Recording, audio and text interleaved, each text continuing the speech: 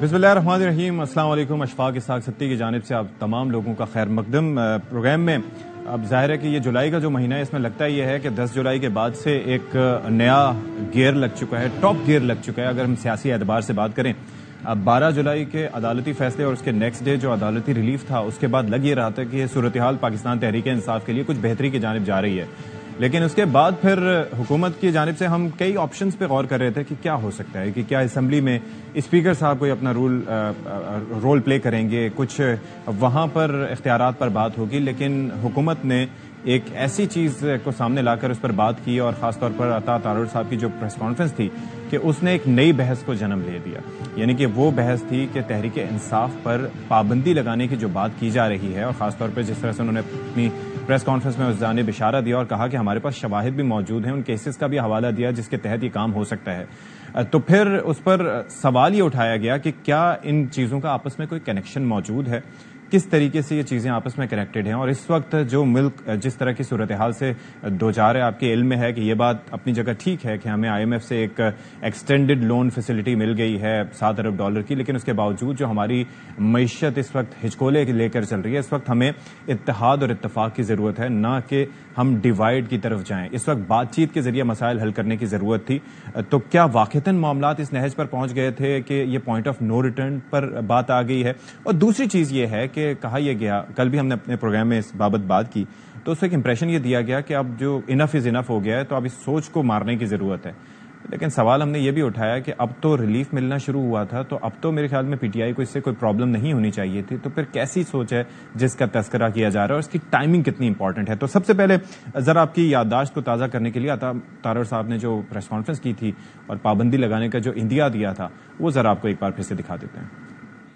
मुल्क को तोड़ने की साजिश करें, पाकिस्तान के खिलाफ करारदादें मंजूर करवाएं, साइफर का ड्रामा रचाएं, फॉरेन पॉलिसी को नुकसान पहुंचाएं, 9 मई के हमले करें, मुल्क को डिफॉल्ट करने की कोशिश करें। मुल्क के लोगों ने अगर तरक्की करनी है तो पाकिस्तान और तहरीक इंसाफ एक साथ नहीं चल सकते। आपका पूरा खानदान उस हमले में मुलव्विस था, आपकी तीनों बहनें कोर कमांडर हाउस के बाहर मौजूद थी, आपका भांजा वहां पे वर्दी की बेहुरमती कर रहा था। एक तरफ आप दहशत गर्दों को पनाह दे रहे हैं, दूसरी तरफ आप फौज पर हमला कर रहे हैं। इन तमाम सबूतों को देखते हुए वफाकी हुकूमत PTI को बैन करने के लिए केस मूव करेगी। तहरीक इंसाफ पे पाबंदी लगाने जा रहे हैं।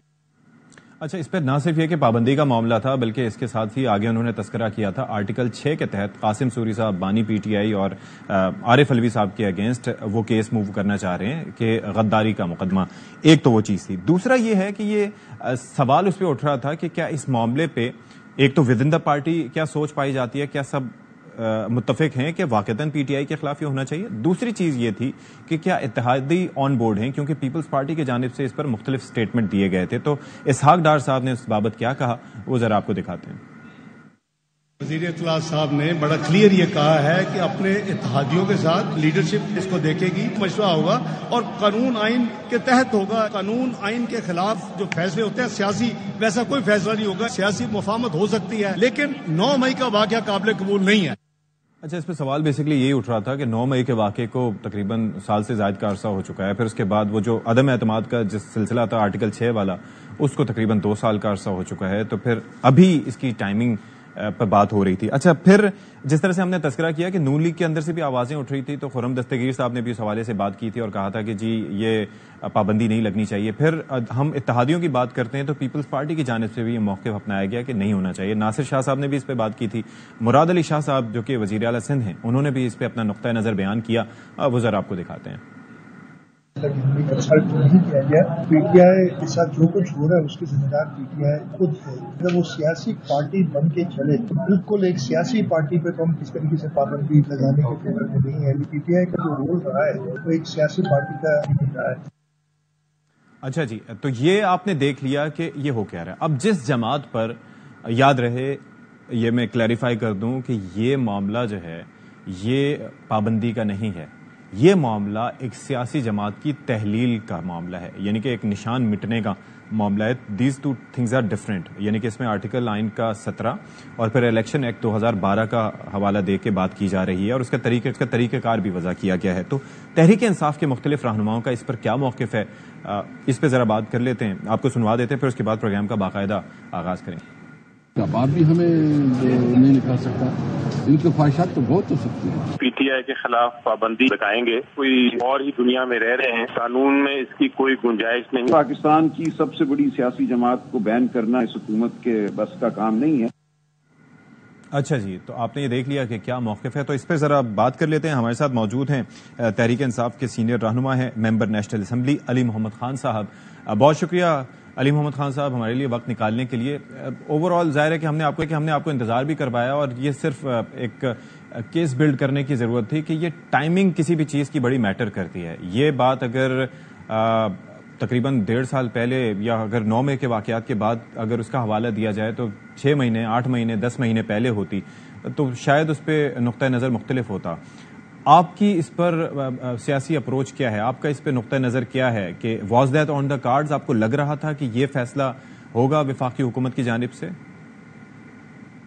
बहुत शुक्रिया।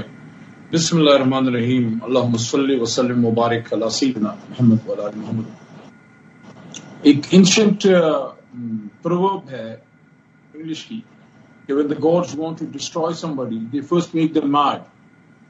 मफहूम यह है कि जब ऊपर वाला आपको तबाह करना चाहे तो उस सबसे पहले आपको आपका दिमागी तवाज़ुन जो है वो खराब करवा देता है, आप पागल हो जाते हैं। तो कल इन्होंने किया है, देखें, इससे इनका सियासी दिवालियापन और अपनी बहुत ज्यादा कमजोरी उन्होंने सामने लेके आए हैं।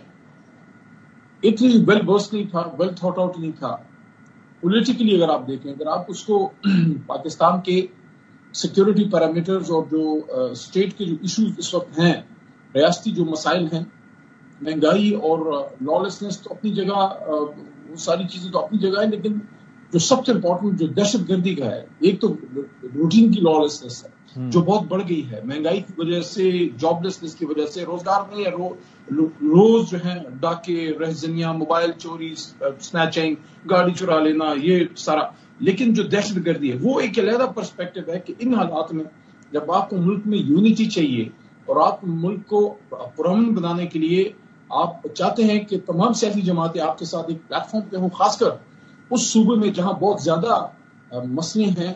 और एक बार फिर आपने देखा बनू कैंट में जिस तरह हुआ, पाक आर्मी के जवान, हमारे लॉ एनफोर्समेंट एजेंसीज के जवान शहीद हुए, और उस पर हम सबको अफसोस भी है और सब दुआगो भी है कि अल्लाह उनकी मग़फ़िरत फरमाए और अल्लाह पाकिस्तान को महफूज फरमाए। अच्छा। ऐसी हालत में जब अली अमीर खान आपका एक वहां एक फ्रंट लाइन पे आपका एक पॉलिटिकल सोल्जर है, वजीर आला है, आपको लीड कर रहा है वहां खैबर पख्तूनख्वा में, आप उसको ये मैसेज दे रहे हैं कि हम आपको बैन कर रहे हैं, यानी करोड़ों वोट लेने वाली जमात को।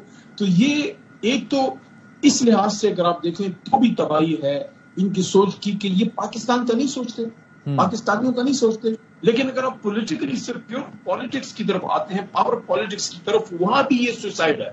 सुसाइड इस तरह से है कि आपके एलाइज आपके साथ एक पेज पे नहीं है, आपके अपना घर आपके साथ एक पेज पे नहीं है। आप मुझे बताएं, आज ये जो इंफॉर्मेशन मिनिस्टर साहब हैं जो अपनी सीट वैसे हारे में हैं, तारड़ साहब, उनकी क्या इज्जत रह गई है? जो उनके सीनियर तरीन, मेरे ख्याल में शहबाज साहब से भी वन स्टेप आती है, मियां साहब के नजदीक हैं, तो जो आज सरदार साहब ने डिनाई किया है, ओन नहीं किया, उन्होंने कहा हम बात करेंगे।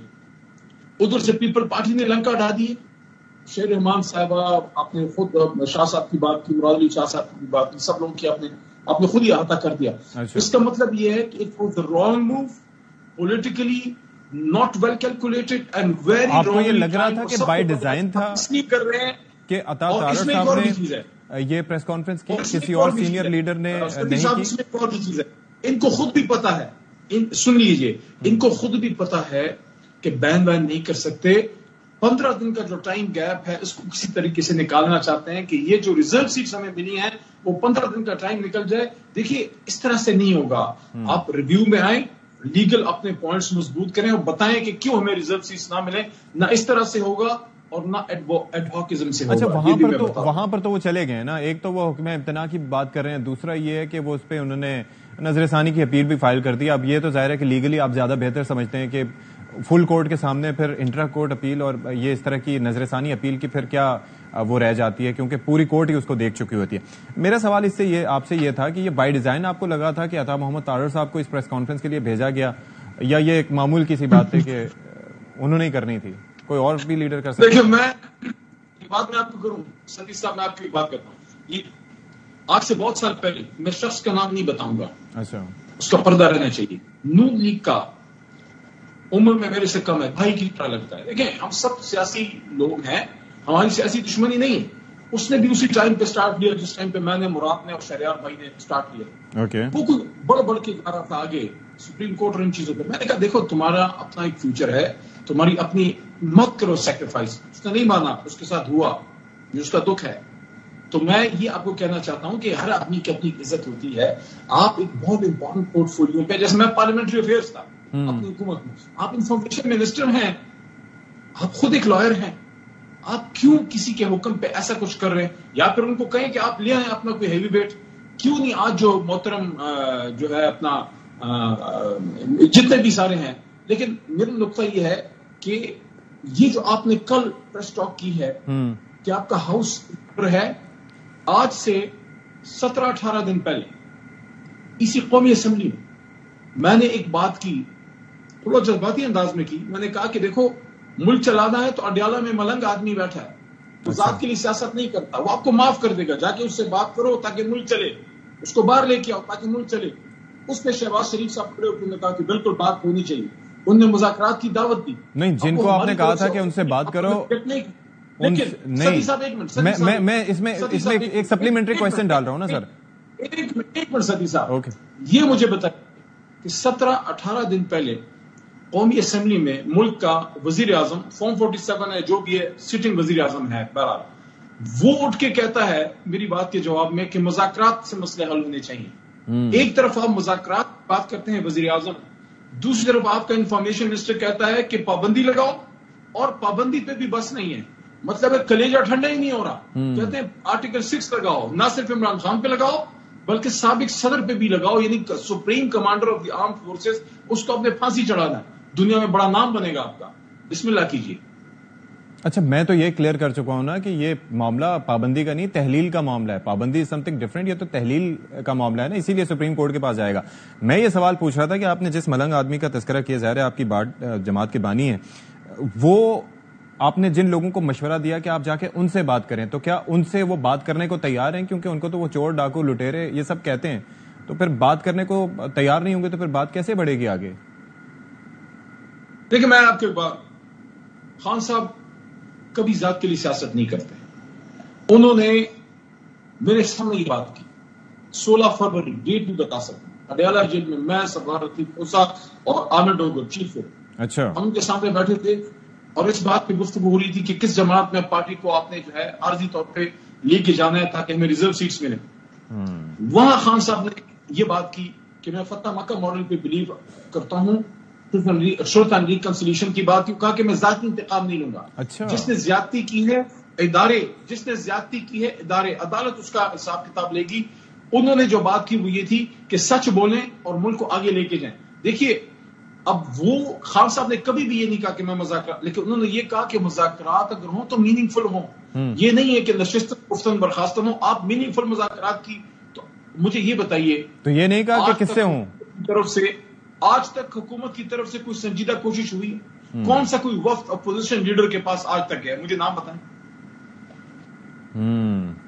ٹھیک ہے, تو پھر اب آپ کو کیا لگتا ہے, چلیں اب تو معاملات جو ہیں وہ بظاہر یہ کہتے ہیں کہ پوائنٹ آف نو ریٹرن تک پہنچ گئے, اسی وجہ سے انہوں نے یہ کیا ہے. اب آپ کے پاس do you think that this is serious? Because جن معاملات کی وہ بات کر رہے ہیں, کل ہم نے عابد زبیری صاحب کو بھی اس پہ لیا تھا اور اس پہ بات کی تھی, جاننے کی کوشش کی تھی, کچھ چیزیں سیریس ہیں.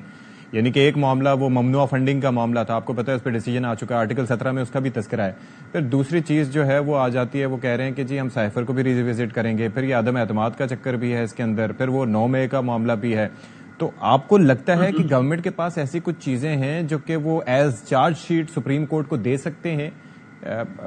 Do you think so? دیکھیں یہ کھچڑی پکائی ہے بڑی خراب قسم کی, تارڑ صاحب نے خود بھی نہیں کھا سکتے اس کو, یہ میں آپ کو بتا دوں. کچھ نہیں اس کا ہونا. اس وقت پاکستان کی سیاسی جماعتوں کو بشمول ہم سب کو چاہیے کہ اس مشکل سے اس قوم کو نکالیں. سب سے امپورٹنٹ چیز یہ ہے کہ جب تک عمران خان صاحب, اگر وہ ایک شخص ہو جس کے پیچھے قوم نہیں ہے تو آپ اس کے ساتھ جو مرضی آئے آپ کریں, وہ آپ انتقام نکالنے کرنا ہے. لیکن مسئلہ یہ ہے کہ اگر آپ عمران خان صاحب کی طرف جاتے ہیں تو اس کے پیچھے پوری قوم کھڑی. اب اگر آپ عمران خان صاحب کو باہر لے کے نہیں آتے, ان سے بات نہیں کرتے, ایشو یہ ہے کہ ملک میں پولیٹیکل اسٹیبلٹی نہیں آئی. مجھے آپ یہ بتائیں, سادہ الفاظ میں کہتا ہوں, ہم سارے پینڈو لوگ ہیں, کیا جھگڑے کی زمین پہ کوئی پیسہ لگاتا ہے؟ Obviously not. اگر پاکستان میں پولیٹیکل اسٹیبلٹی نہیں ہوگی, کس کا کوئی دماغ خراب ہوگا کہ باہر سے وہ اپنے کروڑوں روپے یا لاکھوں ڈالر پاکستان میں لا کے کوئی انڈسٹری لگائے گا, کوئی جا کے یہاں پہ انویسٹمنٹ کرے؟ مجھے یہ بتائیں, کوئی انوائرمنٹ کیسی ہے پاکستان کی؟ کوئی شخص اس وقت کسی انڈسٹری میں پیسہ لگا رہا ہے؟ کوئی فوریکس ریزروز میں کوئی اضافہ ہمارا ہو رہا ہے؟ پیسہ تو تب بھی نہیں لگائے گا نا جب وہ سوچیں گے کہ دبئی لیکس کے نتیجے میں جو اربوں روپے کی انویسٹمنٹ ادھر ادھر ہوئی ہے, تو پاکستان میں آ کے پھر کون انویسٹمنٹ کرے گا؟ یہ بھی میں نے اس نے بہت پہلے ایک بات کی تھی, اس بات کی طرف سب کو آنا پڑے گا, اور وہ بات الیکشن سے بہت پہلے تھی. عارف علوی صاحب ابھی صدر تھے. میں نے یہ کہا تھا کہ تمام جماعتوں کے جو لیڈرز ہیں, جو ٹاپ لیڈرز ہیں, ان کو بلائیے, اسٹیبلشمنٹ کے کوئی ذمہ دار ان کو بھی آپ بلائیے, بٹھائیے, اور یہ فیصلہ کروائیے کہ 8 فروری کا جو الیکشن ہے, اس وقت تو 8 فروری کی تاریخ بھی ستی صاحب نہیں تھی, تاریخ نہیں آئی تھی. میں نے یہ کہا تھا کہ جب بھی الیکشن ہو یہ فیصلہ کریں. الفاظ میرے نکالنے 25-30 پروگرام میں بات کر چکا تھا, حامد میر صاحب کے ساتھ کر چکا تھا, کہ دیکھیے اگر آپ یہ ابھی موڈیلٹیز ڈسکرائب کیجئے کہ 8 فروری نہیں, جب بھی الیکشن ہو اس کو آزاد شفاف کریں. اگر آپ اس کو آزاد شفاف نہیں کریں گے تو کوئی نہ کوئی پارٹی روڈوں پہ ہوگی. مجھے کیا پتا تھا ہم لوگ روڈوں پہ ہوں گے, لیکن آپ مجھے مولانا صاحب خوش ہیں کیا مولانا صاحب خوش ہیں؟ کیا جماعت اسلامی خوش ہیں؟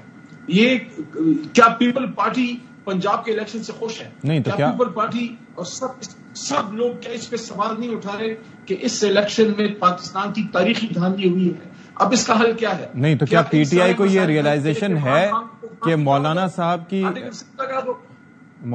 کی جو خوشی ہے ہو سکتا ہے کشمیر کمیٹی کے چیئرمین شپ سے جڑی ہو؟ It is possible. میں ہمارے ایل آئی ہیں آج کل بن رہے ہیں, میں کوئی ایسی بات نہیں کرنا چاہتا, پھر بھی قابل احترام ہے. جب سخت حالات تھے ہمارے بیچ میں تو تب بھی کوئی خلاف ایسی بات نہیں کی. میں بات ہی دوسری کر رہا ہوں.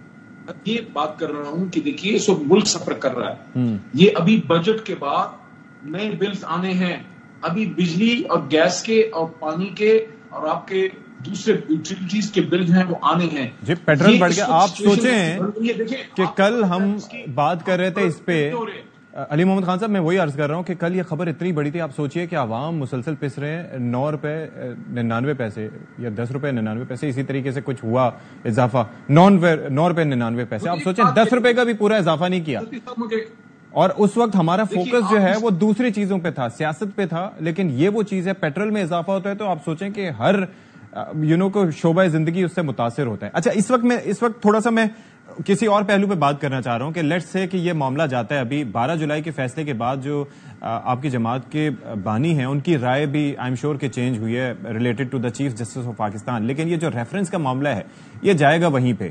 اب پہلے وہ اس معاملے پہ عدم اعتماد کا اظہار کر چکے ہیں چیف جسٹس صاحب پہ. اب ان کی سوچ کیا ہوگی, کیونکہ الٹیمیٹ ڈیسیجن جو ہے وہ تو سپریم کورٹ نے لینا ہے اس معاملے پہ. دیکھیں ہم پر امید ہیں کہ جو جسٹس ہے وہ پریویل کرے گا, اور اصل میں تو ایشو ریزرو سیٹ سے بھی بڑا ایک اور ہے. وہ کیا؟ اور وہ چیف جسٹس صاحب کوئی آدھا درجن بار تو میں پریس کانفرنس میں ڈیمانڈ کر چکا ہوں. دیکھیے ہمیں ان سے ریزرویشنز ہیں. ہمارے وکیل نیاز اللہ نیازی صاحب نے چیف جسٹس صاحب کو پارٹی موقف سے آگاہ کیا تھا ان کی کورٹ روم نمبر 1 کہ انہوں نے اظہار کیا تھا عدم اعتماد کا, لیکن at the end of the day وہ چیف جسٹس کی کرسی پہ بیٹھے ہیں تو ان کی کچھ ذمہ داریاں تو ہیں. ہم نے 8 سے 4 مہینے پہلے, بلکہ اب تو 5 مہینے ہونے والے ہیں الیکشن کے بعد, محترم حامد خان صاحب نے جناب عمران خان صاحب کی ڈائریکشن ایک درخواست جمع کی تھی چیف جسٹس صاحب کے پاس. اچھا, کہ آپ اس الیکشن کا آڈٹ کیجئے. دیکھیں اس وقت آپ کا آدھے سے زیادہ مینڈیٹ جو ہے وہ جیلی ہے. یہ اتنی خطرناک بات ہے کہ دیکھیے اگر آپ نے ایک الیکشن کروایا اور الیکشن میں جیلی مینڈیٹ پہ حکومت بن گئی ہے, اور outside the camera off the record سب اس بات کو مانتے ہیں کہ یار یہ اس طرح کی کوئی تاریخی گاندھی اور میکسیمم سیونگز بدل دی نا، صرف ایک کاغذ تھما دیا کہ لو تم جیتتے ہو، لو تم جیتتے ہو. یہ فارم 47 کیا ہے؟ فارم 47 یہ ہے کہ بس آخری ایک رزلٹ بنا دو، 6 کا 600 بنا دو، 1000 کا جو ہے آپ 10 بنا دو، اگر کم کرنا ہے 90 کا 900 بنا دو. یہ سارا 5 منٹ کی گیم، یہ لو پکڑو. یہ اب مجھے بتائیں ایسی کوئی حکومت، اب یہ انہیرنٹ ایک فلاڈ میں آپ کو بتا رہا ہوں. جو لوگ اس وقت اس سسٹم کے بینیفیشری بیٹھے ہیں ان کو یہ پتا ہے کہ عوام نے تو ہمیں ووٹ نہیں کیا، ٹھیک ہے، ہم کہیں اور سے آئے ہیں. وہ کیوں ایسی پالیسی بنائے جو عوام کو مصیبت سے نکالے؟ میں یہ نہیں کہتا ملک دشمن ہے، میں کبھی کسی کو غدار نہیں کہتا، لیکن میں کہتا ہوں کہ چونکہ آپ عوام کی طاقت سے نہیں آئے تو آپ کو میٹر اب نہیں کرتا کہ آپ کی پالیسیز، کیونکہ you know that you have come from some different place. میں بیسیکلی آپ کو لانا چاہ رہا ہوں اس پوائنٹ پہ کہ اس وقت جو معاملہ ہے جو ہے الٹیمیٹلی میں نے تذکرہ کیا کہ سپریم کورٹ میں جائے گا. ایک تو اعتماد والا معاملہ 12 جولائی کے فیصلے کے بعد اعتماد کی حد تک بحال ہوا. دوسری چیز یہ ہے کہ ابھی ایڈ ہاک ججز کی تعیناتی کا معاملہ بھی ہے. ابھی بھی میں دیکھ رہا تھا کہ ٹکرز وغیرہ چل رہے تھے کہ بیرسٹر گوہر صاحب بھی اس کے اوپر کوئی نام وغیرہ دینا چاہ رہے ہیں، اور ظاہر ہے کہ کچھ نام دیے بھی گئے تھے، کچھ لوگوں نے اس پہ معذرت بھی کر لی. تو اس پہ آپ کا کیا بیلنس اس سے سپریم کورٹ کا تبدیل ہوگا، اور تحریک انصاف کی اس پر نظر ہے کہ یہ ہو کیا رہا ہے؟ آئی ایم شیور کہ آپ نظریں ہیں اس پہ. اس میں دو چیزیں ہیں، میں پولیٹیکل بات نہیں کرتا، اس میں 2 چیزیں ہیں. Number 1 timing. اس وقت اچانک یہ محرم کی چھٹیاں ہیں، اچانک ایڈ ہاک جج بات کہاں سے آئی؟ ایسی جب بات ہوتی ہے تو وہ بار کاؤنسل میں ڈسکس ہوتی ہے، ہم خود لائرز ہیں، وی نو دس. آپ سرکلز میں بات چلتی ہے، نام آتے ہیں، ڈسکشن ہوتی ہے، اور اس وقت ایسی ایمرجنسی کیا آ گئی ہے. اور دوسری چیز جو اصولی ہے وہ یہ ہے کہ تقریباً میرے خیال میں 9 سال ہو گئے ہیں، بیرسٹر گورن نے اس کا ذکر کیا، 2015 میں آخری بار ہوتے، اس کے بعد ایڈ ہاک نہیں ہے.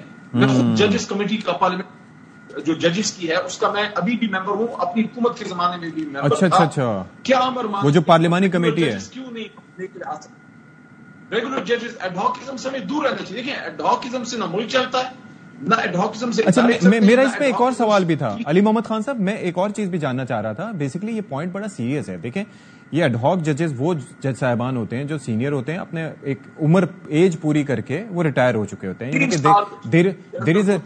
دیر از اے ریزن نا کہ آپ نے ان کو ایک عمر کے بعد ان کو ریٹائر کر دیا، اس کے بعد آپ ان کو، یعنی کہ اگر وہ چیف جسٹس بھی ہوں گے تو ان کی ایج پوری ہو جائے گی تو وہ ریٹائر ہو جائیں گے. اس کے بعد آپ ان کو ایڈ ہاک جج کے طور پر لے کے آتے ہیں، اور ان کو ظاہر ہے کہ وہ ایڈ ہاک جج ہوتے ہیں ایک عرصے کے لیے، اور اس کے بعد وہ ایز اے جونیئر جج کام کرتے ہیں، سینیورٹی لسٹ میں سب سے نیچے جاتے ہیں. تو یہ از اٹ فیئر جو پروسیجر ہے؟ یہ دیکھیں میں تو انسٹیٹیوشن بلڈنگ پہ بلیو کرتا ہوں، اور میں سمجھتا ہوں کہ شخصیات جتنی بھی بڑی ہوں وہ ملک سے اداروں سے بڑے نہیں ہوتے. اداروں کو مضبوط کیجیے، نہ ایکسٹینشن ہونی چاہیے روٹین میں، کبھی بھی ایکسٹینشن نہیں ہونی چاہیے، چاہے وہ سپریم کورٹ کا چیف جسٹس ہو، چاہے وہ آرمی چیف ہو. اگر جنگ ہو رہی ہے آپ نئی کمانڈ چینج کر سکتے ہو، ایک علیحدہ سچویشن ہے، لیکن آپ کے پاس اللہ کے کرم سے ہر ادارے میں، چاہے وہ بیوروکریسی ہے، چاہے وہ جوڈیشری ہے، وہ آرم فورسز ہیں یا ایون پولیٹیکل پارٹیز ہیں، آپ کے پاس نئی لیڈرشپ تیار ہوتی ہے. جب آپ ایڈوکیزم کی طرف جاتے ہیں تو نیچے جو ایک لائن چین ہوتی ہے اس کو وہ ڈسٹرب ہوتی ہے. آپ کے پاس قابل ترین ججز موجود ہیں، آپ میٹنگ کیجئے، ریگولر ججز لے کے آئیے. کیا امر مانے ہیں کہ ہم ریگولر ججز کیوں نہیں لگا سکتے؟ جب ایڈوکیزم آتی ہے، جب پوسٹ ریٹائرمنٹ لوگوں کو ری امپلائی کیا جاتا ہے، چاہے جتنا بھی اچھا آدمی ہو. میں یہ نہیں کہتا کہ کوئی شخص اگر ایڈوک آ رہا ہے تو وہ بھائی نہیں غلط ہے، لیکن اس میں بہت زیادہ سوالات اٹھتے ہیں. تو ہم انسٹیٹیوشنز کو اس طرح سے مضبوط نہیں کر سکتے. انسٹیٹیوشن مضبوط کیسے ہوں گے؟ آپ سینیورٹی بیسڈ میرٹ پہ نیچے سے لوگوں کو نیچے سے لے کے آئیے. اس وقت میں آپ کو آج کی سچویشن بتاتا ہوں، یہ اس پہ مجھے آدھا منٹ بول دیجیے گا.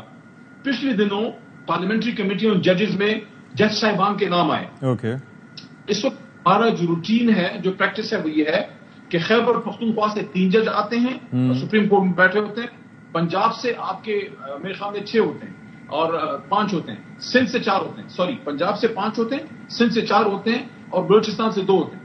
اس وقت جب انہوں نے نام بھیجے ہیں جوڈیشل کمیشن سے، اس میں خیبر پختونخوا کے جو 3 کا ایک کوٹا تو نہیں کہہ سکتے، لیکن روٹین ہے کہ 3 ججز ہوتے ہیں. آپ نے ادھر سے 2 رکھے ہیں، تیسرا ابھی تک کوئی نہیں، اور سندھ کے 4 پورے کو 5واں دے دیا.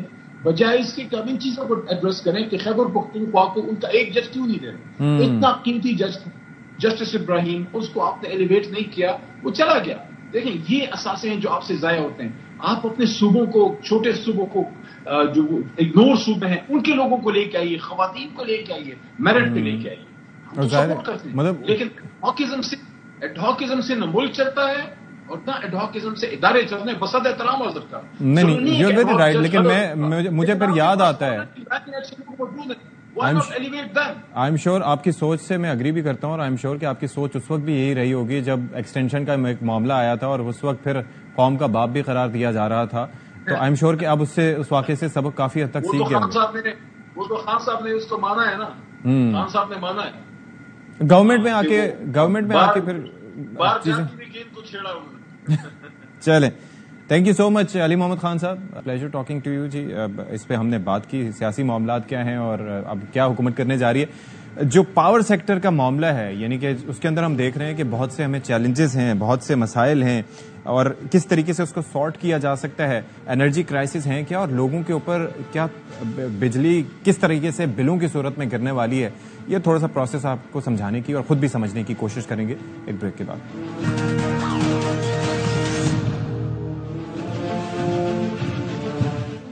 بریک کے بعد آپ سب کا خیر مقدم ہے, اور بات دراصل یہ ہے کہ بیسکلی ہو کیا رہا ہے کہ ہمارے پاس آئی پی پیز کا ایک معاملہ اپنی جگہ ہے.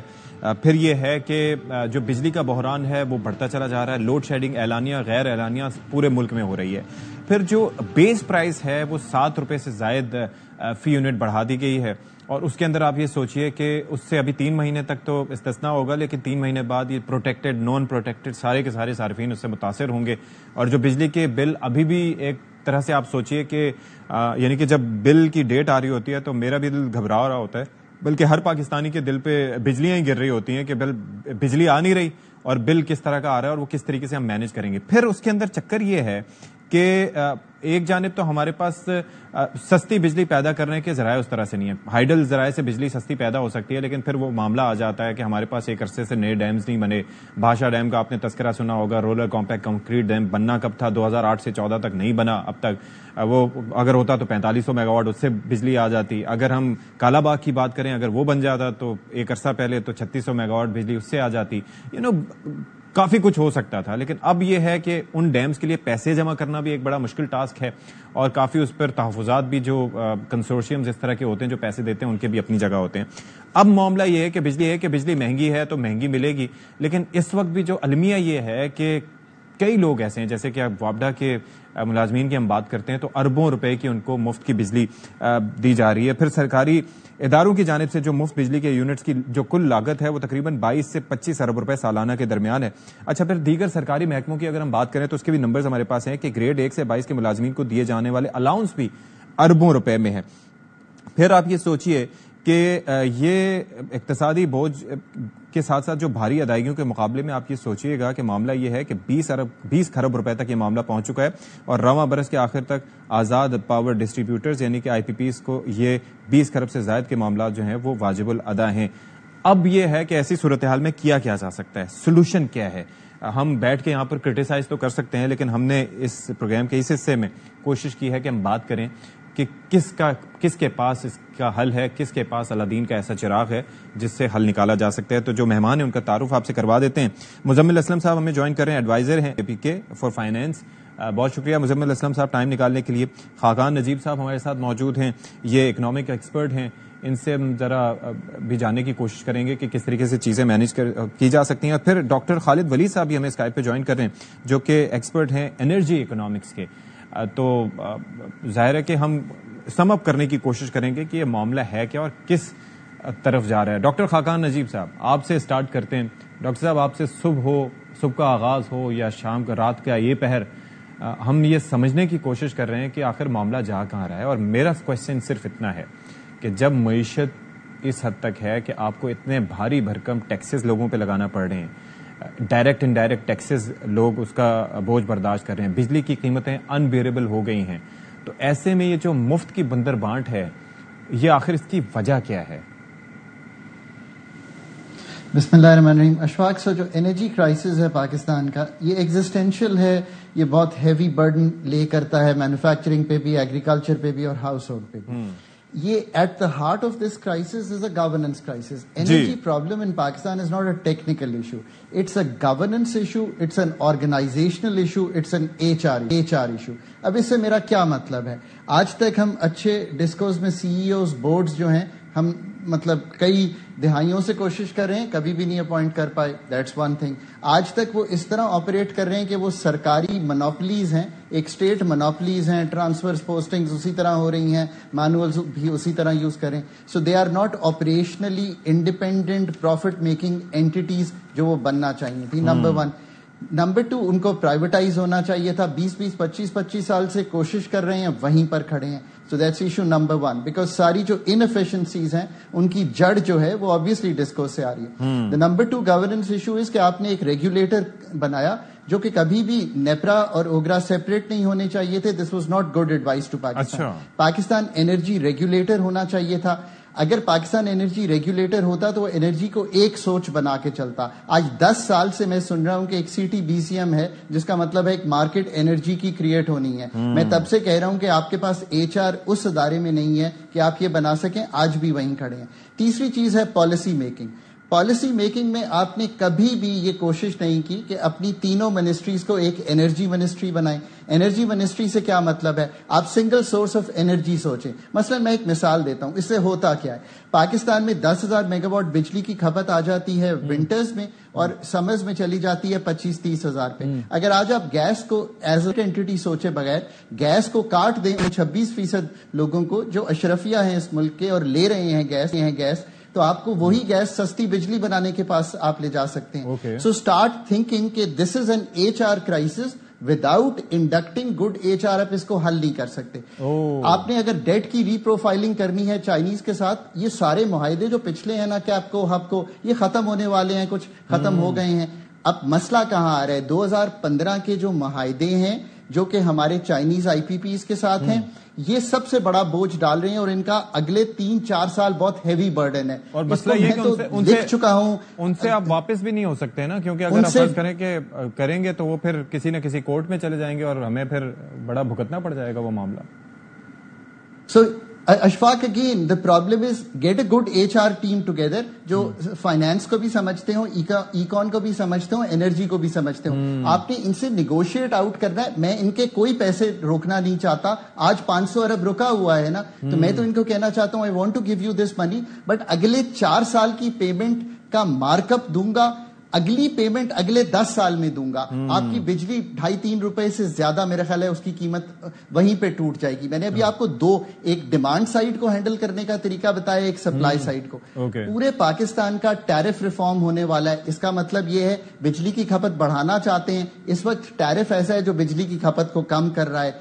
3000 میگا واٹ آج بھی بجلی جو ہے وہ پروڈیوس ہو رہی ہے, جو ان کو ہم کیپٹیو کہتے ہیں.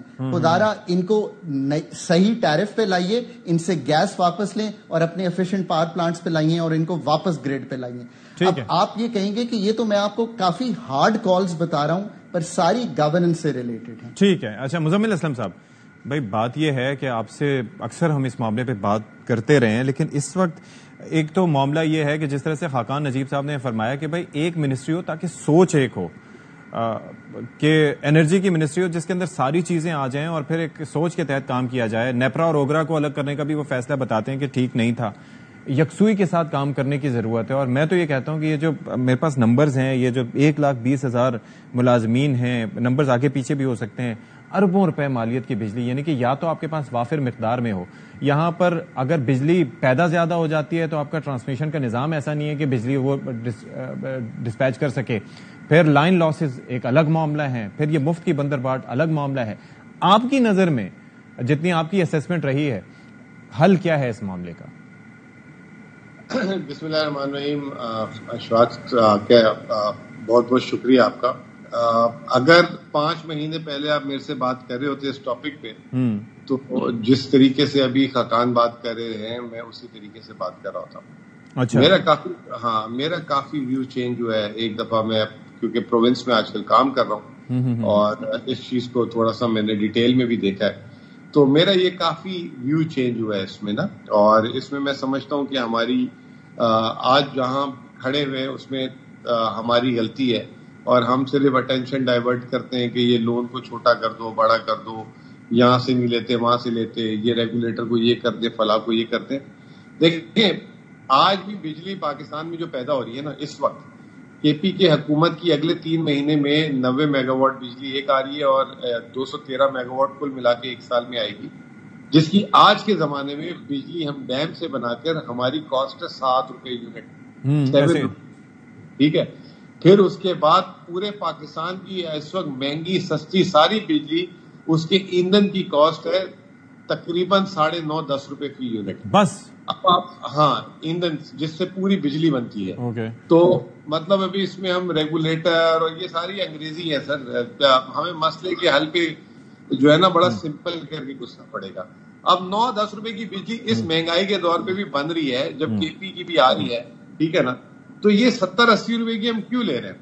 وہ 70-80 روپے کی ہم اس لیے لے رہے ہیں کہ ایک تو آپ کی جو آج 70-75 روپے میں 1/3 ٹیکسز ہیں آپ کے نمبر 1.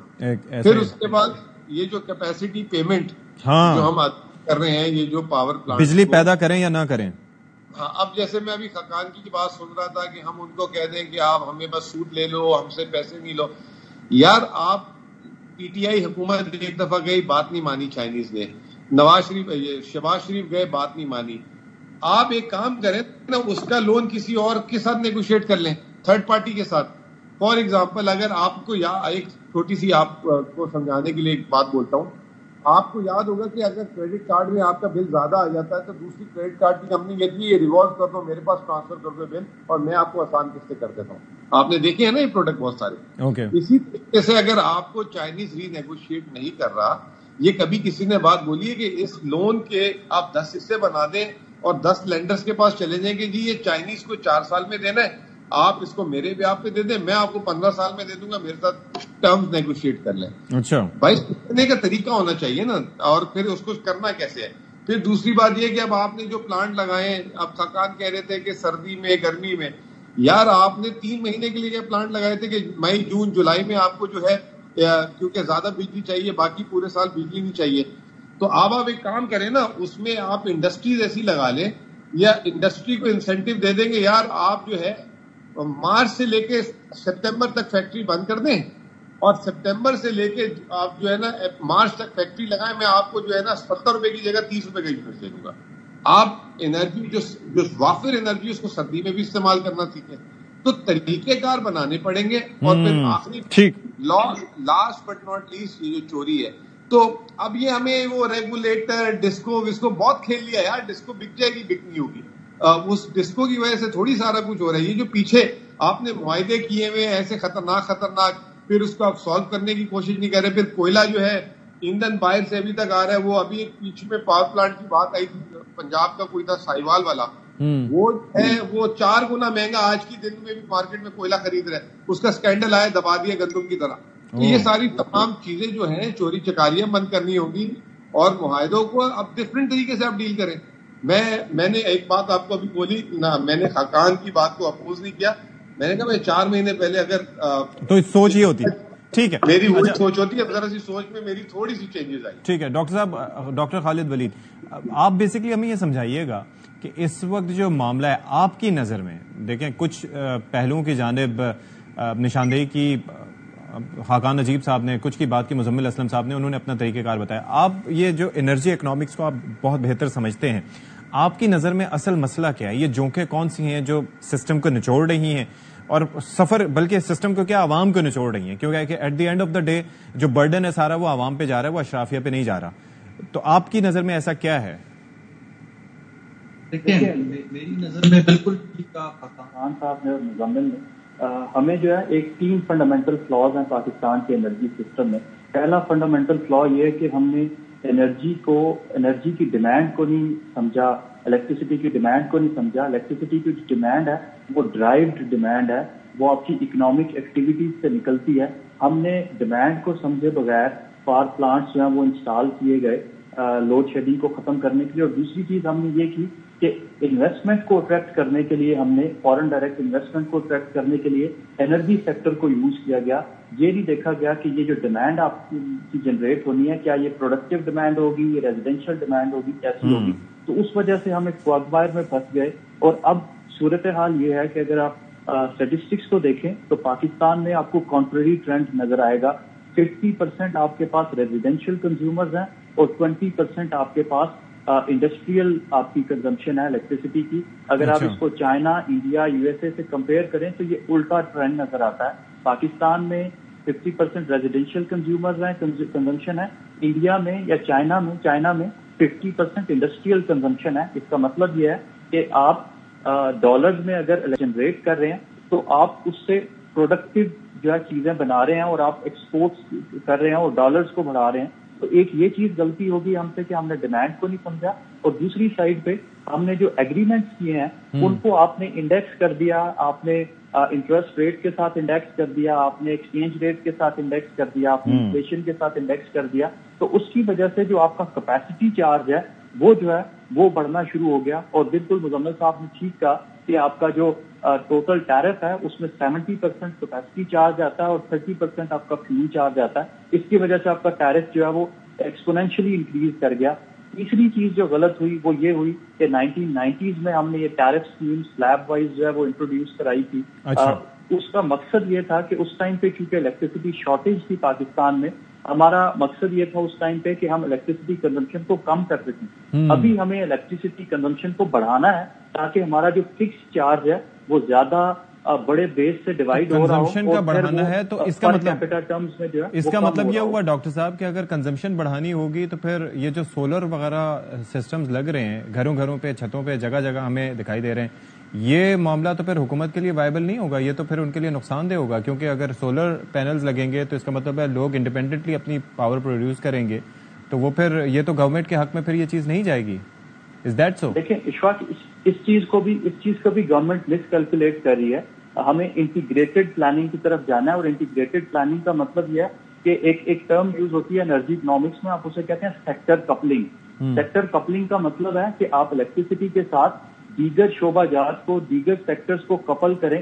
فار ایگزامپل, ایک چھوٹی سی ایگزامپل خاقان صاحب کی بات کو بلڈ آن کرتے ہوئے, کہ آپ کا جو ٹوین کرائسس جنریٹ ہوتا ہے پاکستان میں گیس سپلائی کا یا گیس کرائسس, آپ یہ جو سولر روف ٹاپس ہیں اس کو لنک کریں اپنی کچن انرجی کے ساتھ. آپ نے سٹووز کو جو ہے وہ الیکٹریفائی کریں تاکہ آپ کا جو الیکٹریسٹی ڈیمانڈ ہے وہ انکریز ہو سکے. دوسری سائڈ پہ آپ کو الیکٹرک وہیکلز میں انویسٹ کرنا ہے, آپ کو اپنی میس ٹرانزٹ سسٹم کو الیکٹرک وہیکلز پہ لے کے آنا ہے, اور اپنے 2 ویلرز اور 3 ویلرز کو لے کے آنا ہے, تاکہ یہ جو ایڈیشنل آپ کی الیکٹریسٹی جنریٹ ہو رہی ہے ویا روف ٹاپ سولر, یہ سیکٹر کپلنگ کے تھرو جو ہے وہ کنزمپشن جو ہے وہ ادھر جا سکے, اور آپ کا جو امپورٹ کا برڈن ہے آئل کا, گیس کا, وہ بھی جو ہے وہ کم ہو سکے. تو اس طرح سے انٹیگریٹڈ پلاننگ کا فقدان ہے پاکستان میں. ہمیں تھوڑا سا اس کو انٹیگریٹڈ لینس سے دیکھنا ہوگا. دوسری سائڈ پہ ہمیں یہ دیکھنا ہوگا کہ آپ اس الیکٹریسٹی کو پروڈکٹیو وے میں کیسے جنریٹ جو ہے وہ یوز کر سکتے ہیں, یوٹیلائز کر سکتے ہیں. تیسری چیز یہ دیکھنی ہے کہ آپ کو الیکٹریسٹی کنزمپشن بڑھانی کیسے ہے. آپ کو ایک ٹیرف جو ہے وہ ایک انوویٹو ٹیرف لے کے آنا ہوگا. چوتھی چیز, یہ جو ہم نے اس کو ٹیکس ریونیو کا ٹول بنا دیا ہے اپنے الیکٹریسٹی بلز کو, اس کو کم کرنا ہوگا. FDR کی تعداد کار بڑھانی ہوگی, تاکہ بجائے اس کے کہ ہم الیکٹریسٹی کے تھرو ٹیکس کلیکٹ کر رہے ہوں, جب بھی آپ ٹیکس کلیکٹ کرتے ہیں الیکٹریسٹی کے تھرو ٹیرف بڑھ جاتا ہے, اور جب بھی ٹیرف بڑھتا ہے مسئلہ یہ ہو گیا ہے ڈسٹریبیوشن کمپنیز کی مسئلہ یہ ہے کہ اب تو صرف سانس لینے پہ ٹیکس رہ گیا ہے, باقی تو اب وہ زیر زمین پانی پہ بھی ٹیکس لگے گا, اس پہ بھی ٹیکس لگے گا. پھر وہ مجھے تو یہ لگتا ہے خاقان نجیب صاحب ہوگا یہ کہ کہیں گے کہ فلانے علاقے کا نا یہ ڈیفنس کی سائڈ میں ایئر کوالٹی انڈیکس اچھا ہے تو یہاں پر ٹیکس وہ ہوا کے ریٹ یہ ہوں گے, اور نارتھ ناظم آباد کی سائڈ میں چونکہ پولوشن زیادہ ہے تو اس لیے ریٹس یہ ہوں گے. اب تو یہی رہ گیا ہے. تو خاقان نجیب صاحب جو مشورے دیے ہیں ڈاکٹر خالد ولید صاحب نے, آپ کو کیا لگتا ہے کہ یہ شارٹ ٹرم میجرز ہو سکتے ہیں یا ان کے لیے لانگ ٹرم ہمیں پلاننگ کی ضرورت ہوگی, اور شارٹ ٹرم میجرز اگر امیڈیٹلی کچھ لینے ہوں تو وہ کیا ہو سکتے ہیں؟ دیکھیے نا, ایک بات تو بڑی کلیئر ہے کہ سلوشنز آر اویلیبل, چاہے آپ IPPs جو چائنیز ہیں ان سے ری نیگوشیٹ کریں یا ان کو ری فائنانس کرائیں. میں ری فائنانس کی بات اس لیے نہیں کرتا بیکاز مجھے ملک کی اس وقت جو فزیکل حالت ہے اس کا بھی اندازہ ہے, شاید نیا انویسٹر ڈھونڈنا مشکل ہوگا. So that's why I always say کہ جو ایگزسٹنگ انویسٹر ہے اسی سے بات کر لی جائے. ایک تو یہ ہے کہ جو سپلائی سائڈ کاسٹ جہاں جہاں ایڈجسٹ کی جا سکتی ہیں ان کو ایڈجسٹ کرنا چاہیے اگر شارٹ ٹرم میں دیکھنا ہو. جہاں جہاں ڈیمانڈ بڑھائی جا سکتی ہے, جیسے میں بار بار کہتا ہوں کیپٹیو سے واپس لیں. ہارڈ کالز آپ کر نہیں پا رہے, HR آپ بلڈ نہیں کر پا رہے. یہ ریگولیٹر کی بات یہ کہنا کہ وہ امپورٹنٹ نہیں ہے, یہ ہے ریگولیٹر ہی مارکیٹ میکر ہوتا ہے. آپ نے ریگولیٹر کو ملک میں ٹیرف دینے کے لیے چھوڑ دیا ہے. یہ ٹیرف دینا تو ایک بہت چھوٹا سا کام ہے, پوری مارکیٹ میکنگ کرنا ایک بڑا مختلف کام ہے. چونکہ پاکستان میں ریگولیٹر ٹرینڈ نہیں ہے. جب میں آسٹریلیا میں کام کرتا تھا تو میں نے بڑی کلوزلی جو آسٹریلین انرجی ریگولیٹر ہے اس کو کام کرتے دیکھا, تو مجھے اندازہ ہوا کہ وہ کتنے ٹرینڈ ریگولیٹرز ہوتے ہیں اور وہ کیسے پاکستان یا کوئی بھی کنٹری میں اگر مدد کر رہے ہوں تو کیسے مارکیٹ میکنگ کریں گے. تیسری بات یہ ہے کہ ڈسکوز کے جتنے مرضی بورڈز تبدیل کر دیں, میرا نہیں خیال کہ اگر 1% کا بھی میرا انٹرسٹ نہیں ہوگا آن دیٹ بورڈ بیکاز میں کوئی اس میں انویسٹڈ نہیں ہوں, یہ بات نہیں بنے گی. 600 ارب کا نقصان پچھلے سال کیا ہے ڈسکوز نے, 600 ارب کا نقصان اس سال کریں گے تواتر سے. یہ تو آفیشیل فگرز ہیں جو خود اسٹیٹ جو ہے گورنمنٹ جو ہے وہ مانتی ہے پاکستان کے. اور اگر آپ جا کے دیکھیں گے نیپرا کی سالانہ رپورٹ میں تو آپ کو دکھائی دیں گے. ان کو کنسیشنز ایگریمنٹ پہ لے جانے کی 2 ڈسکوز کی کیئر ٹیکر سیٹ اپ میں بڑی کلیئر بات ہوئی تھی. آج پھر 6, 8, 10 ماہ گزر گئے ہیں, ہم وہیں کھڑے ہیں. میں آج بھی بلیو کرتا ہوں کہ without building HR in the policy making at the ministry, at the regulator and then doing these concession agreements which are a short way اور اگلے 10-15 سال میں, ورنہ کوئی آپ کو 1% بھی نہیں دے گا ان کا. تیسری بات یہ ہے کہ یاد رکھیے کہ یہ اتنی سادہ گفتگو نہیں ہے کہ ڈسکو جا کے بیچ آئیں گے. ان ڈسکوز کی پراپرٹیز کا ایک بہت بڑا, چونکہ میں نے بہت سرو کیا ہے گورنمنٹ میں, تو میں سمجھتا ہوں کہ جب آپ جزیات میں جاتے ہیں تو کیا تکلیفات آتی ہیں. یہ ساری ڈسکوز جو ہیں یہ پنجاب کی ہیں, تو پنجاب کی پراپرٹی پہ لگی ہیں, وہ پنجاب گورنمنٹ کے نام ہے. ان کی جب آپ ٹرانسفر کرنے جائیں گے تو ان میں 1000 کباہتیں نظر آئیں گے. اسی لیے میں کنسیشنز ایگریمنٹ کے حق میں تھا کہ یہ کام آپ کو کرنے چاہیے. اب یہ شارٹ رن میجرز بھی آپ کے سامنے ہیں, ہارڈ کور میجرز بھی آپ کے سامنے ہیں. اس سب کو کرنے کی ٹیم بھی آپ نے بلڈ کرنی ہے. I think that's Pakistan's way forward. Muzammil صاحب, اب چکر یہ ہے کہ اس کے اندر عوام جو ہے نا وہ ان کے صبر کا پیمانہ اس لیے لبریز ہو گیا ہے کہ پیٹرول مہنگا, بجلی کی بیس پرائز کا میں نے تذکرہ کیا کہ 7 روپے سے زائد فی یونٹ مزید بڑھ چکی ہے, تو خوف ہی آتا ہے کہ بجلی کا بل کیسے آئے گا. پھر یہ جو میں ہو سکتا ہے کہ وہ نمبر اتنا زیادہ نہ ہو, لیکن یہ جو ایسے میں جو گورنمنٹ کے میجرز ہیں اور خاص طور پر یہ جو مفت کے جب یونٹس کی بندر بانٹ ہوتی ہے, آپ کے بھی علم ہے کہ کہاں کہاں سرکاری افسران ہوں یا پھر ان کے وابڈہ کے اہلکار ہوں یا اور بھی جو شعبہ جات ہوں جہاں پر اربوں روپے کی مفت بجلی تقسیم کی جاتی ہے, گریڈ 1 سے گریڈ 22 تک, حاضر سروس ہوں یا ریٹائرڈ جو ملازمین ہوں ان کو بھی. تو کیا اس کو ریکنسیڈر نہیں کر سکتی گورنمنٹ کہ سارا بوجھ اس نے عوام پہ ہی ڈالنا ہے, یا ادھر سے کچھ یہ سلسلہ بند نہیں ہو سکتا؟ اچھا, میں اس میں سب سے پہلے تو ایک چیز کلیئر کر دوں کہ فرض کریں کہ آج آپ کی ساری ڈسکو بک گئی ہیں, پرائیویٹائز ہو گئی. آپ کو میں تھوڑا سا پیچھے لے جاتا ہوں کہ الیکٹرک کی ڈسکو جب بکی تھی 2006-7 میں بکی تھی, correct me if I am wrong, تو وہ اس کو اٹ ٹک دیم 14 ایئرس کہ وہ اپنے لائن لاسز کو 40% سے 15% پہ لے کر آئے. تو آج جس کو بک بھی جائے, خقان والی زمینوں والی بات جو آرگومنٹ ہے وہ بھی سیٹل ہو جائے, تو اٹ از ناٹ لائک مطلب یہ اوور نائٹ کہ ایک رات میں جو ہے پھر وہاں سے بجلی چوری ہونا بند ہو جائے گی یا ان کی خرابیاں ختم ہو جائیں گی. It will take big time, number 1. دوسری بات یہ کہ جو بجلی سستی ہے نا وہ سرکاری ملازمین جو غیر وابدہ کے ملازم ہیں ان کو بھی نہیں ملتی. ہاں, ان کا دفتر, ان کی وزارت یا ان کا صوبہ وہ اس کا بجلی کا بل ادا کر دیتے ہیں. تو جو ہماری اور آپ کی جو بجلی کی بل مہنگی ہوتا ہے وہ سرکاری ملازمین کو مفت یا سستے ملنے سے اس لیے نہیں ہوتا کیونکہ اگر سرکاری ملازم کو مفت میں مل رہی ہے فرض کرے تو اس کا جو محکمہ ہے وہ اس کا بل ادا کرتا ہے پورا, یہ بھی نہیں کہ مطلب اس کو سستی بجلی مل رہی ہے یا وہ اس میں. تو یہ ہم پہ, لیکن جو وابدہ کے ملازمین ہیں ان کا تو وہ ظاہر ہے کہ اس کے اندر ایڈجسٹ ہوتے ہیں نا, وہ تو الگ معاملہ ہے. جی اس میں ہوتا ہوگا. تو سر اب میں آخری اس میں ایک بات ذرا سی ایڈ کرنا چاہوں گا.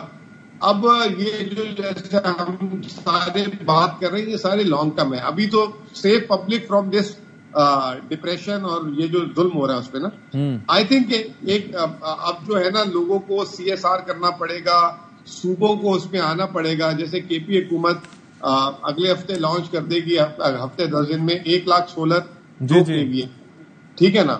تو آپ 1 لاکھ سولر اگر دو کے بانٹتے ہیں تو نمبر 1 جن علاقوں میں دیکھیں، ابھی ڈاکٹر صاحب بات کر رہے تھے آپ الیکٹریسٹی کنزمپشن بڑھائیں. سر بات یہ ہے کہ الیکٹریسٹی پرابلم یہ ہے کہ ہم آن پیپر بول رہے ہیں ہمارے پاس ایکسٹرا بجلی ہے، بٹ آن ریالٹی ہمارے پاس بجلی نہیں ہے. KP میں 18 سے 20 گھنٹے کی لوڈ شیڈنگ ہو رہی ہے، اور it was an eye opener for me جب میں وہاں گیا. اور صرف پشاور میں نہیں، پورے KP میں اس طرح ہو رہی ہے. تو ہمارے ایکسٹرا بجلی ہے ہی نہیں. اگر ہم ان ساری اپلائنسز میں بجلی میں چلے جائیں گے مر جائیں گے. جب تک ہمیں جو ہے یہ چیز کو طے کرنا پڑے گا کہ بجلی کی اویلیبلٹی بھی ہے کہ نہیں. خاقان کہہ رہے ہیں کہ فیکٹریوں کو جو ہے آپ گرڈ پہ لے آئے. سر 4 گھنٹے کی لوڈ شیڈنگ ہوتی ہے، فیکٹری کا ایک پروسیس ہو رہا ہوتا ہے. اگر وہ چیز بٹوین دا پروڈکشن بند ہو جائے تو سب کچھ ضائع ہو جاتا ہے. تو ان کو جو کیپٹو میں لے کے گئے تھے اس کا مقصد یہ تھا کہ وہ ان انٹرپٹیڈ بجلی پہ کام کریں. دینے گارنٹی کوئی آج پاکستان میں بجلی کا ایسا ڈسکو ہے جو یہ کہہ سکتا ہے کہ میں بجلی کی آپ کی لوڈ شیڈنگ نہیں ہونے دوں گا یا ان انٹرپٹیڈ چلے گی. یہاں تو بات میں ہوا چلے آندھی چلے تو بجلی غائب ہو جاتی ہے. تو یہ بھی ایک کتابی بات ہے.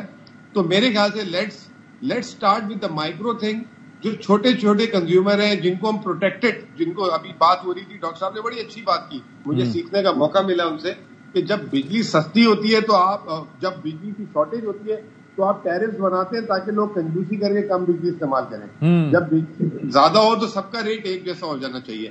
اب IMF نے، آپ اگر ایگریمنٹ پڑھیں 25واں جو آیا ہے، IMF نے حکومت سے کام کروا دیا ہے. یہ شہباز شریف صاحب نے 3 مہینے کے لیے ذرا سا کچھ بہت چھوٹے لوگوں کے لیے ہے، بہت کم لوگوں کے لیے، مطلب آٹے میں نمک، باقی پورا آٹا جو ہے وہ ہائی ریٹ پہ جائے گا.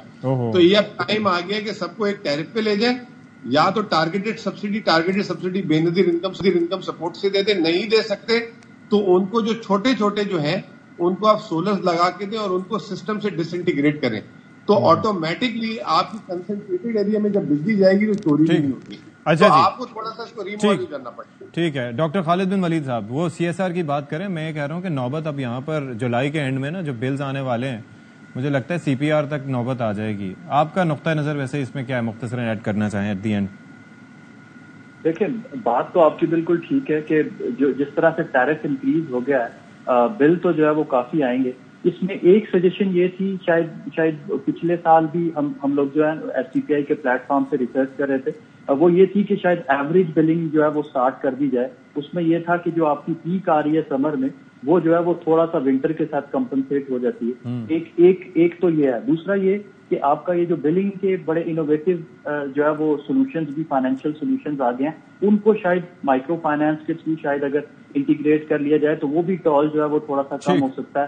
تیسری چیز، ٹارگیٹڈ سبسڈیز کی بات مزمل صاحب نے کی، بالکل ہونی چاہیے. اس سے شاید فائنینشیل انسٹیبلٹی جو ہے وہ ختم ہو سکتی ہے. چوتھی چیز جو چیز میں ایڈ کرنا چاہ رہا ہوں یہاں پہ، وہ یہ کہ اگر آپ امیڈیٹ اس میں کچھ کرنا چاہ رہے ہیں تو میرے خیال سے پرائیویٹائزیشن کے ساتھ ساتھ، ہم جب بھی پرائیویٹائزیشن کی بات کرتے ہیں، ڈسکوز کو پرائیویٹائز کرنے کی، ساتھ میں ہمیں مارکیٹ لبرلائزیشن کی بات بھی کرنی چاہیے.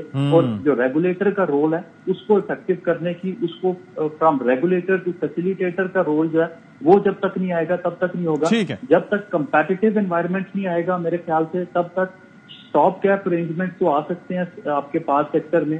ہم لوگ جو ہے وہ کسی لانگ ٹرم سسٹینڈ میئر کی طرف نہیں جا سکتے. اور چوتھی چیز، جو آپ کا فائنینشیل انسٹیبلٹی ہے وہ آپ کی جنریشن سائڈ سے شروع ہو رہا ہے، اور اس میں آپ کے جو CPEC کے اندر IPPs لگے ہیں، اس کے ساتھ جو ہے وہ ان کو فائنینشیل، ان کا جو آرکیٹیکچر ہے اس کو سمجھنے کی بھی ضرورت ہے. چائنیز فائنینشیل زیادہ افیکٹو کمیونیکیشن. مختصراً اگر آپ کچھ اس میں ایڈ کرنا چاہیں. Do you agree with doctor Khalid ولید؟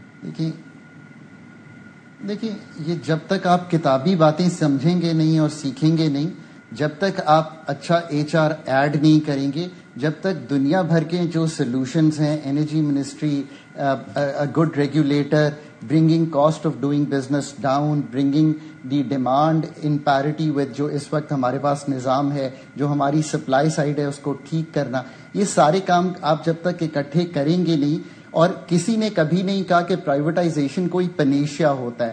پر اگر آپ آپریشن اسٹیٹ رن منوپلیز میں رکھیں گے, 2 سوئی کمپنیز میں رکھیں گے, تو وہی حال ہوگا جو پاکستان کا ہو رہا ہے. اور یہ بھی بات صحیح نہیں ہے, جو انڈسٹریل فیڈر ہیں پاکستان میں ان کو مکمل بجلی دی جاتی ہے. ہم اگر وزٹ کریں گے تو ہمیں یہ بھی اندازہ ہو جائے گا. سو یہ ریئل سولوشنز ہیں. اگر پیچ ورک کرنا ہے تو ہم یہیں کھڑے رہیں گے جہاں آج کھڑے ہیں. عادت ہی ہماری پیچ ورک کی, اب کیا کریں, وہ زیادہ ہمیں سہولت والا لگتا ہے. تھینک یو سو مچ خاقان نجیب صاحب, اس کے ساتھ ساتھ ڈاکٹر خالد ولید صاحب اور Muzammil Aslam sahab. Thank you so much for joining us.